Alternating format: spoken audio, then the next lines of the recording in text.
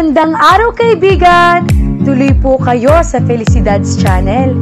Sa mga kwento ng buhay at pag-ibig na hinalukay sa natatagong baul ni Felicidad.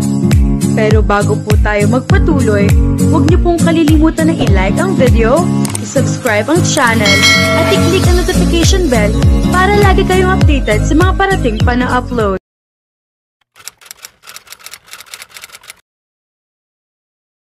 Sa kabila ng pagiging abala ni Alaric sa pag-iempake sa nalalapit na pag-alis sa childcare orphanage, ay nagawa pa rin niyang pansinin ng isang batang babae. Kahit hindi siya nakatingin, alam niyang may lungkot sa mga mata nito habang pinapanood siya. Hindi niya gustong makita na sa ganoong anyo ang batang babae. Natatakot siya na baka magaya rito. Pero hindi na niya kaya pang tiisin ito nang marinig na humikbi. Masaya siya na pagkatapos ng 3 taong pananatili sa childcare ay makakaalis na rin siya sa bahay ampunan na iyon. Kulang-kulang 1 taon na kasi ang nakalipas mula na magpunta roon ang ilang magkakaibigang foreigner at isa siya sa mga maswerteng napili ng mga ito upang ampunin. Ilang araw na lang ang nalalabi ay lilisanin na niya ang childcare. Magkakaroon na uli siya ng totoong pamilya.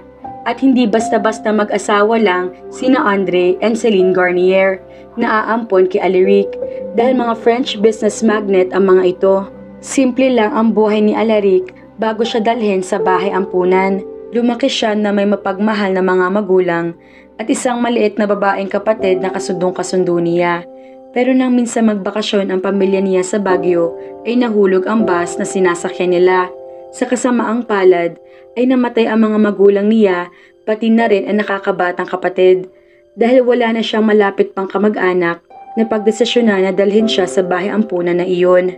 Maganda naman ang turing sa kanila sa childcare at kahit naging mapasakit ang nangyari ay mabilis din naka-move on si Alaric. Masasabi niya nagkaroon siya ng panibagong pamilya sa childcare.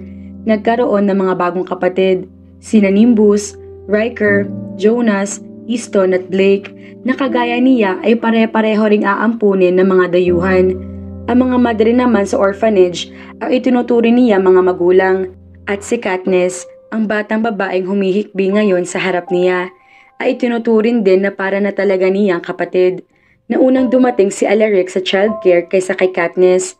Nag-iisa na lang ang batang babae noon nang mamatay ang mga magulang nito sa isang sunog. Kagaya ng mga bagong salta sa bahay ampunan, naging mahirap para kay Katniss ang makapag-adjust. Halos walang kausapin kahit sino hanggang sa lapitan niya ito. 3 taong gulang si Katniss noon at 7 taong gulang naman siya. May mga kabarkada siya sa bahay ampunan pero hindi naging hadlang iyon para magkalapit sila ni Katniss. Naging mabait siya sa batang babae dahil pakiramdam niya ay bumalik uli ang kapatid sa katauhan nito. Halos magkasintanda lang ito at ang kanyang namatay na kapatid na si Jubail. Ginawa niya kay Katniss ang mga ginagawa noon kay Jubail bilang isang kapatid at dahil naramdaman ng batang babae ang pagmamahal mula sa kanya, ay napalapit ito ng husto kay Alaric. Dahilan kung bakit nahihirapan si Katniss ngayong paalis na siya. Lumapit si Alaric kay Katniss at hinalikan sa noo. Magiging maayos ang lahat, Anis. Di kita kakalimutan. Susulat ako palagi. Mamimiss kita, Rick, wika nito. Binanggit ang nickname na tanging ito lang ang tumatawag sa kanya. Ganoon din naman ang pagtawag niya rito ng Anis. Niyakap siya nito. Mamimiss din niya si Katniss. Masaya siyang aalis pero malungkot din dahil napalapit na siya ng husto rito. Pero ilang linggo rin naman at aalis na rin ito sa childcare. May mag-aampon sa batang babae na isang hasyendero na taga-Tarlac. Magiging mas maganda na ang buhay nito. Mukhang sadyang paglalayuin sila ng tadhana. Basta ang piling ko sa'yo ha, huwag ka na uling iiyak. Magsusulatan tayo. Kapag malaki na tayo, makikita ulit tayo. Magkakasama. Hinalikan ni Alaric si Katniss sa noo. Madalas na iyon ang ginagawa niya sa kaibigan kapag mabigat ang loob at umiiyak ito. Sa tuwina ay tumatahan at nagiging maayos si Katniss kapag ginagawa niya iyon. Promise? Promise? Niyakap niya ito. Hindi niya lubos maisip kung bakit may iba siyang nararamdaman sa munting pagyakap lang nito. Kung si Katniss ay gumagaan ng pakiramdam kapag hinahalikan niya sa noo, siya naman ay kapag niyayakap ito.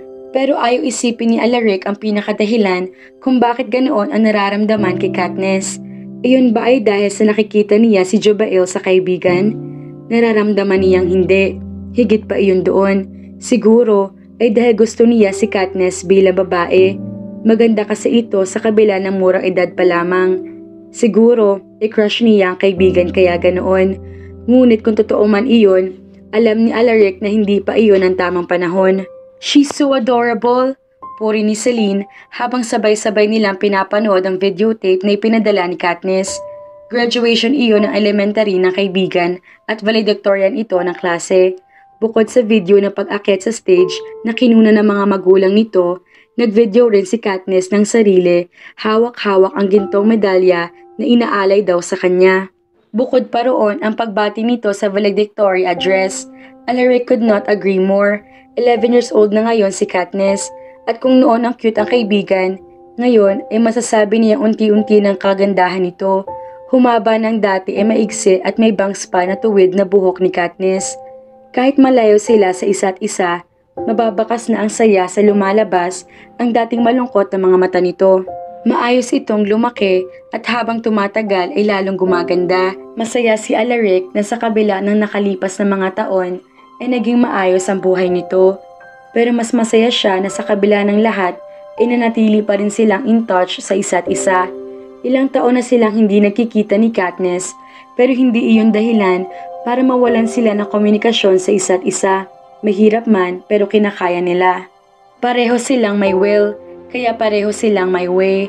Hindi pa makabago ang teknolohiya ng sandaling iyon. Sa mga oras na iyon ay sulat pa sila madalas na nag-uusap. Minsan ay nagpapadala ito ng litrato, voice tape o videotape at ganoon din siya rito. Hindi sila madalas na nagkakausap pero hindi napuputol ang komunikasyon nila sa isa't isa. Pinapabora naman ng mga umaampon sa kanila ang kagustuhan ng isa't isa. Parehong mababait ang mga ito at kapwa may kaya ang mga pamilya lalong-lalo nang sa kanya. Pareho silang maswerte ni Katniss. Suportado sila ng mga magulang sa mga gusto nila, lalo na at wala namang masama tungkol doon. Minsan naiisip ko, ano kaya nangyari kung pati si Katniss ay ating inampon? Ano sa palagay mo? Wika ni Andre. Oh, it would be amazing. Thinking that Alaric wouldn't worry about Katniss and... No, ayaw ko siya maging kapatid. Putol naman ni Alaric sa pinag-uusapan ng mga magulang. Pero bakit? Nag-aalalang wika ni Andre. Sandaling natahimik si Alaric. Paano ba niya sasagutin ang mga magulang? Siyempre, ay gusto niyang makasama si Katniss, pero hindi sa paraan na magiging magkapatid sila. Kaya nga kahit malungkot noon na magkakahiwalay na sila, hindi niya iginigiit sa mga mag-aampon na sana ay isama na rin ng mga ito si Katniss. Hindi naman sa ayaw ni Alaric na i-share ang buhay na mayroon siya kay Katniss, pati na rin ang mga magulang. Hindi siya selfish na tao. Pero ayaw niyang isipin na magiging magkapatid sila ni Katniss. Legal na inampon na siya na mag-asawang Garnier ilang linggo bago siya makatungtong sa France. At dahil baog si Andre, hindi na nagkaanak ang mag-asawa. Minahal siya ng mga magulang na parang tunay na anak. Mahal din niya mga ito. Kahit madalas na abala sa trabaho, palagi nagbibigay ng oras para sa kanya ang mag-asawa. Kagaya ngayon, sabay-sabay nilang pinanood ang video na ipinadala ni Katniss para sa kanya. Maaring bata pa si Alaric, pero nararamdaman niyang hindi isang kapatid lang ang turing kay Katniss. Mas higit pa roon, higit pa sa pagiging best friend, crush niya ang kaibigan. Noong una ay ayaw pa niyang aminin sa sarili pero nagawa rin ng lumaon. Hindi nga lang niya maamin sa iba dahil napakabata pa nila at malamang napagtatawanan siya kapag sinabi niya. Isama pa na napakabata pa ni Katniss. Hindi pa iyon ang panahon para sa mga ganoon. Basta, ayaw ko siya maging kapatid dahil best friend ko siya pero hindi kapatid at hindi pwede mangyari iyon kahit kailan. Sabi na lang niya, saka lumabas na ng entertainment room at hindi alintana ang nanunudyong pagtatama ng mga tingin ng mga magulang. Surprised? Masayang wika ni Alaric nang sa wakas ay nagawa na rin niya magpakita kay Katniss. Ngayon ang high school graduation ng dalaga. Dahil college na siya at lubos sa pinagkakatiwalaan ng mga magulang, pinayagan siyang lumipad ng mga ito sa Pilipinas para i-surprise ang matalik na kaibigan. Ibinigay niya ang pumpon ng rosas na binili bilang isa sa mga regalo sa kaibigan. pero hindi iyon tinanggap ni Katniss. Bagkus ay niyakap siya na mahigpit na mahigpit. "Oh my God, Rick! Dumating ka!" Umiti siya. "Congratulations!" "Salamat!" Kumawala ito sa yakap. Sa pagkakataong iyon ay tinanggap na nito ang bulaklak. "Maganda to, pero mas maganda ang katotohanang dumating ka para sa high school graduation ko. Best gift ever!" "You deserve it. Valedictorian ka na naman," wika niya, saka hinalikan ang noo nito. For years now, tanging flying kiss lang sa video ang naibibigay niya kay Katniss at ganito rin ang dalaga sa kanya. Sa tuwina ay masaya siya kahit hindi naman tuwiran na nararamdaman halik nito at hindi nahahawakan ang mga balat. Pero sa ngayon ay mas masaya siya na naglalapat na ang mga iyon at napakalapit ng katawan nila. "Rick!" sita ni Katniss sa ginawa niya.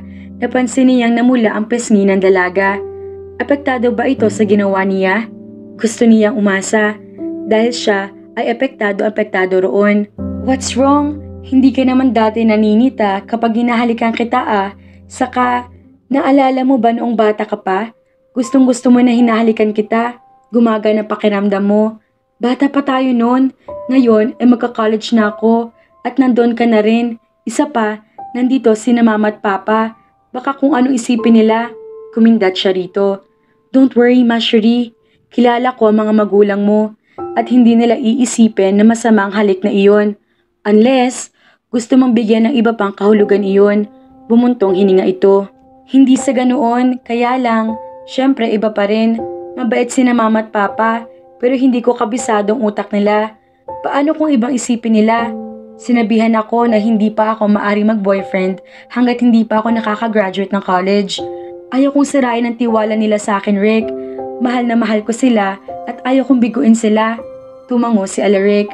Naiintindihan niya si Katniss. Tama naman ang dalaga at sa tingin niya, hindi pa rin ngayon ang tamang oras para sa kanilang dalawa. Ngayong lumalaki na sila, napagtanto ni Alaric na higit pa sa pagkaka-crush ang nararamdaman para kay Katniss. Mahal na niya ito. Napatunayan niya iyon nang minsan tanungin ang mga kaibigan na may nobya na kung anong pakiramdam na nasa ganoong relasyon. At ganoon ang nararamdaman niya kay Katniss. Masaya siya kapag kasama ito. Lumalakas ang tibok ng kanyang puso at gustong-gusto niya ang pakiramdam kapag magkasama at magkalapit sila. In love na siya kay Katniss. Pero kagaya ng dati, hindi pa rin iyon ang tamang oras. Ayos lang iyon, Alaric. Love waits naman, 'di ba? Willing naman siya maghintay para kay Katniss. Ganoon kalaki ang pagmamahal niya sa dalaga. "This is so grand, Rick!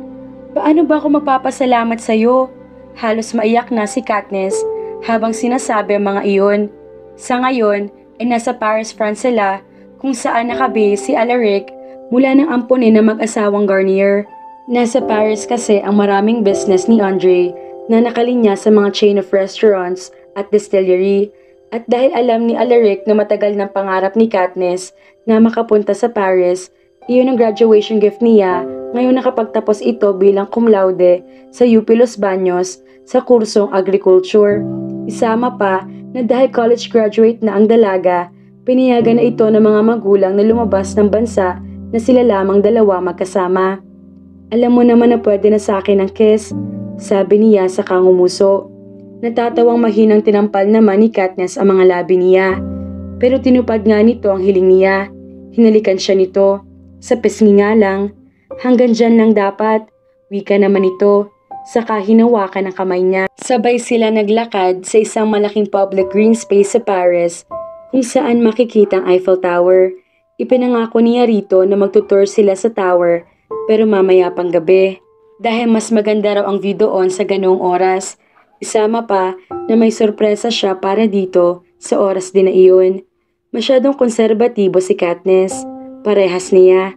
College graduate na ang dalaga pero hanggang ngayon ay hanggang noo o halik lang sa pisngi ang nakukuha nila sa isa't isa. Minsan ay hindi niya maiwasang ma-frustrate lalo na at nitong mga nakaraang taon ay madalas na sila nagkikita. Dahil malaki na si Alaric at kumikita na, naging madali na ang bisitahin si Katniss. Siya na kasi ngayon ang nag-handle ng business ng mga magulang. At mula ng unang beses na piniyagan ng mga ito na magbiyahe sa Pilipinas, Taon-taon niyang binibisita si Katniss. Tuwing bakasyon niya sa kolehiyo, ginagawa iyon noon. Welcome naman siya sa asyenda ng mga nag-ampon sa dalaga, kaya walang problema ang accommodation sa kanya. Naging mas maayos din ang communication nila sa isa't isa. Nauso na kasi ang internet at sa pamamagitan ng email ay madali na nilang nasasabi ang tungkol sa isa't isa.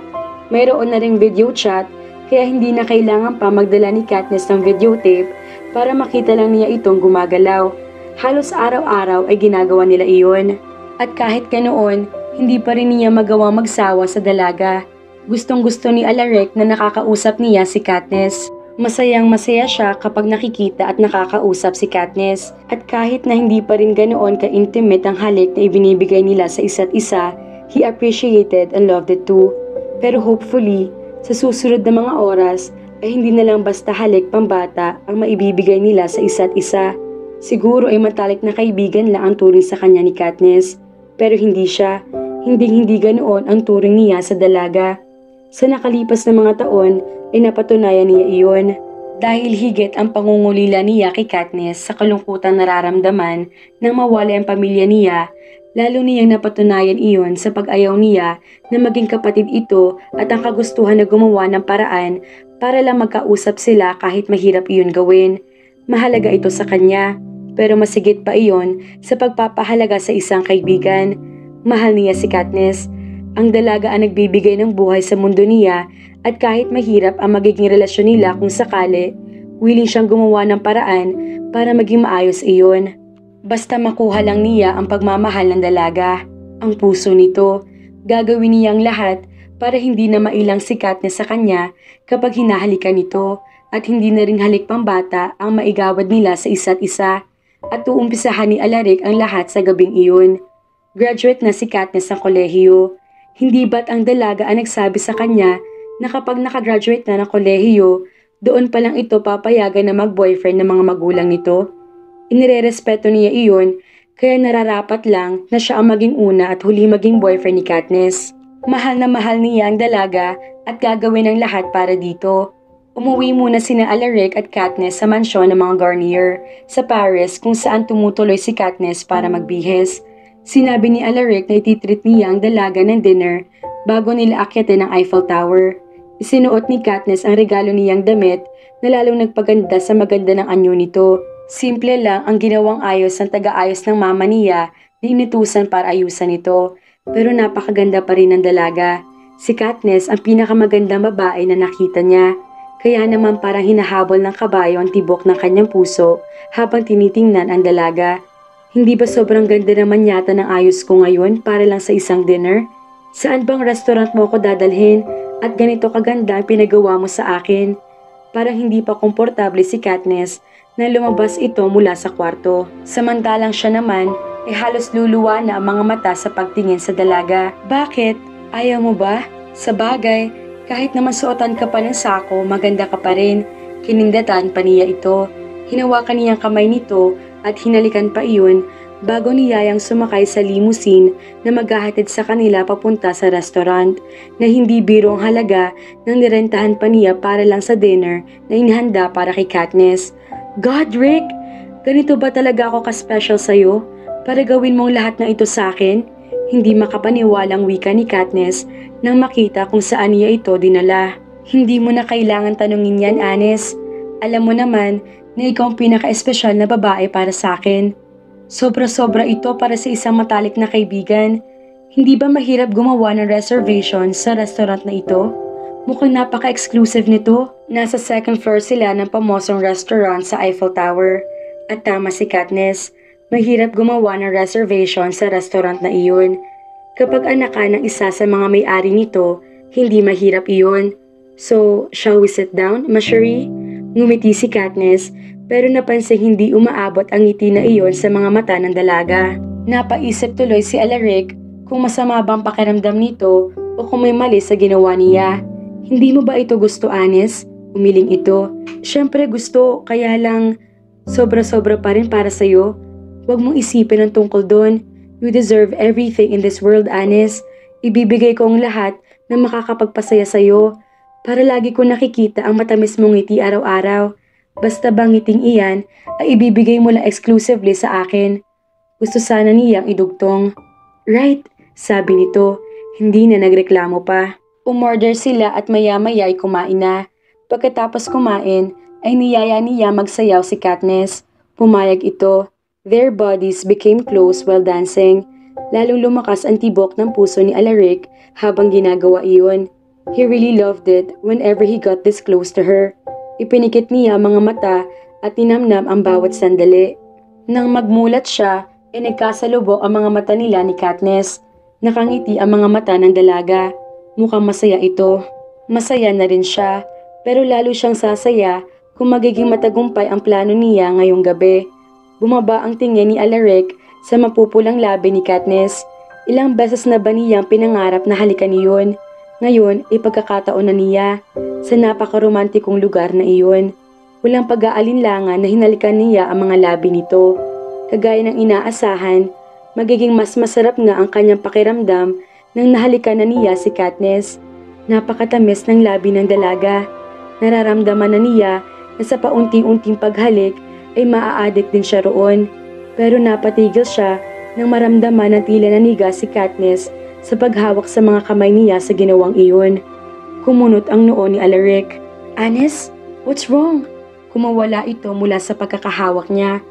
Rick, this is all wrong. Ang lugar, ang pag-aasikaso mo sa akin, lalo ng paghalik mo sa akin sa mga labi ngayon. Best friend lang kita, alam mo naman yun, diba? Oo, pero paano kung i-level up natin ang relasyon natin? Wala namang masama, diba?